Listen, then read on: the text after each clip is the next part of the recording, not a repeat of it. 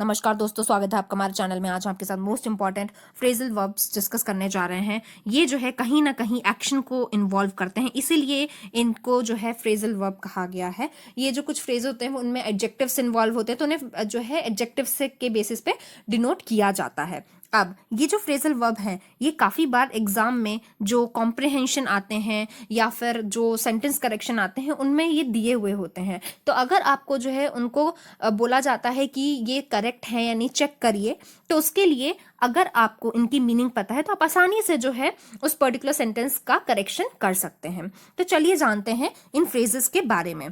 तो look up to, सबसे पहला जो फ्रेज है वो है लुक अप टू। तो इसका मतलब होता है रिस्पेक्ट के तौर पे किसी चीज को देखना। जैसे कि फॉर एग्जांपल हम बोलते हैं I look up to him as my teacher, यानी कि मैं जो है इस पर्टिकुलर पर्सन को या इन पर्टिकुलर पर्सन को एज माई टीचर या एज माई लीडर देखता हूं या देखती हूं, तो उसके लिए हम इसे यूज करेंगे।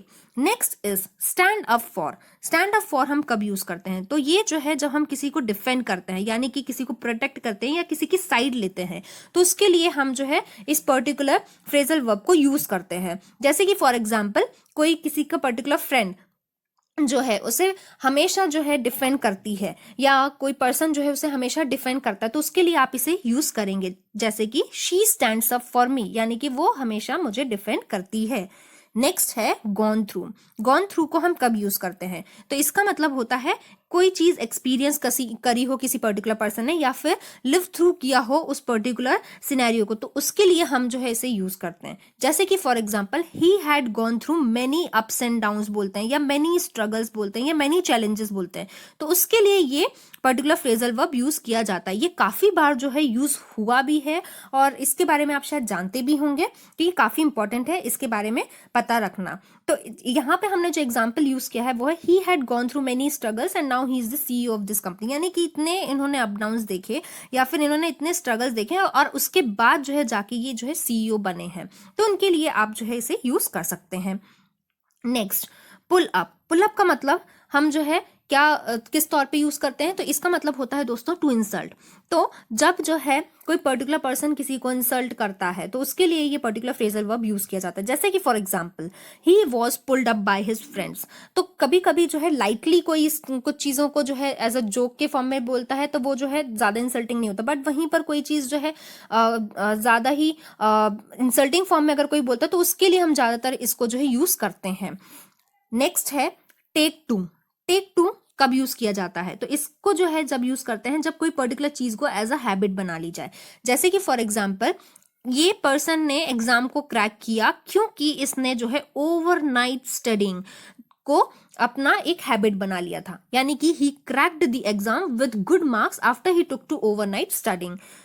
नेक्स्ट है सेट अबाउट। सेट अबाउट हम कब यूज करते हैं? तो सेट अबाउट जो है हम यूज करते हैं जब बोलते हैं कि टुक स्टेप्स टुवर्ड्स समथिंग, यानी कि किसी चीज के लिए किसी ने कोई स्टेप लिया हो तो उसके लिए जो है हम इस पर्टिकुलर फ्रेजल वर्ब को यूज करते हैं। जैसे कि फॉर एग्जांपल जैसे ही वो प्रेसिडेंट बने उन्होंने जो है कार्यभार संभाल लिया, या फिर after becoming president he set about solving countries issue, तो उसके लिए हम ये यूज करते हैं। तो देखिए सेंटेंस कुछ भी हो सकते हैं दोस्तों, मेन आपको जो है इनकी मीनिंग पे फोकस करना है, क्योंकि सेंटेंस जो है वो किसी भी टाइप के आ सकते हैं।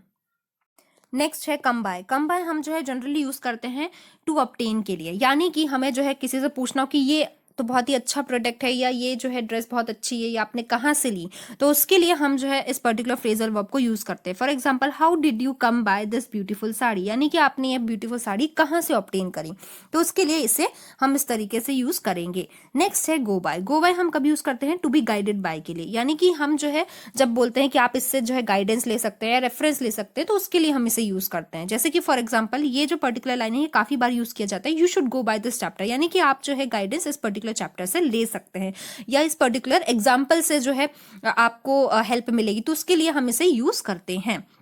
नेक्स्ट है फॉल बैक। फॉल बैक का मतलब होता है टू रिट्रीट, यानी कि जब जो है हाँ जो ये जनरली यूज किया जाता है फॉर कि जब जो आर्मी है वो अपना जो लड़ाई है वो खत्म करती है एक पर्टिकुलर ड्यूरेशन के बाद, तो वो जो है अपने कदम वापस लेती है या हथियार रखती है, तो उसके लिए हम इसे यूज करते हैं। इसी से रिलेटेड एक बीटिंग रिट्रीट है जो कि इंडिया के द्वारा मनाया जाता है, और इससे रिलेटेड हमने आपके साथ एक टॉपिक भी डिस्कस किया था इस इससे कुछ दिन पहले ही।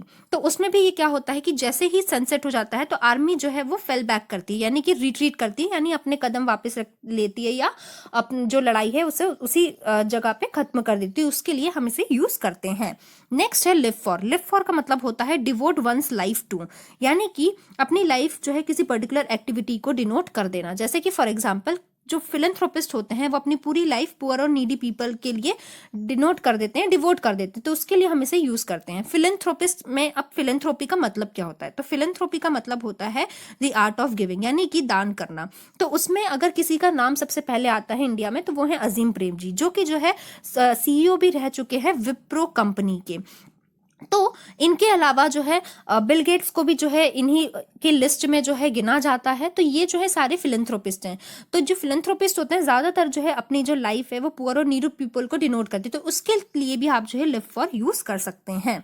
तो अगर आपको ये वीडियो अच्छी लगे तो प्लीज दोस्तों लाइक, शेयर और सब्सक्राइब करना ना भूलिएगा। धन्यवाद।